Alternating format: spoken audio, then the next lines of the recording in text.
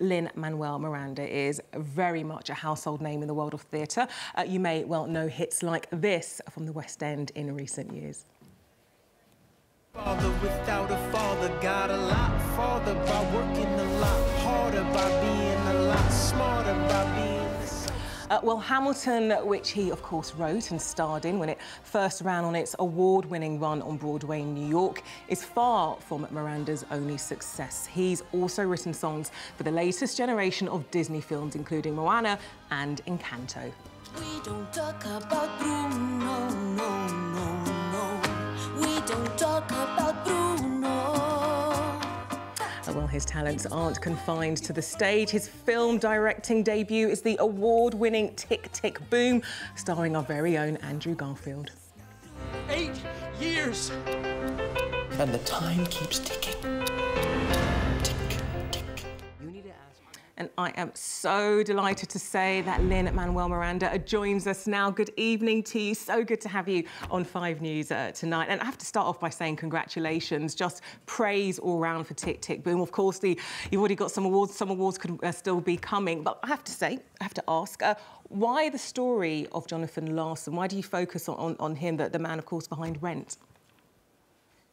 Well, Jonathan Larson is the person who gave me permission to write musicals. I saw Rent on my 17th birthday. That's the night I went from being someone who loved musicals and loved being in the school play to thinking I could maybe write one someday, because it felt so personal and it was so beautiful. And imagine my shock a few years later when I saw an off-Broadway production of an earlier work by Jonathan Larson called Tick, Tick, Boom. And it was a portrait of Jonathan as a young man, a self-portrait. He wrote this musical about sort of turning 30 and not having anything to show for it, and how hard it is to be an artist in general, and how hard it is to be an artist in New York City.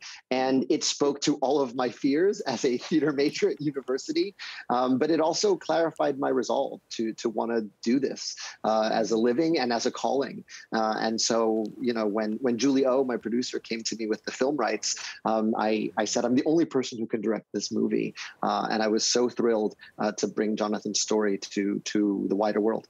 I mean, would it be fair to say that it was a precursor, Rent, to Hamilton? It was so groundbreaking, revolutionary, if you like, not least for having a multiracial cast.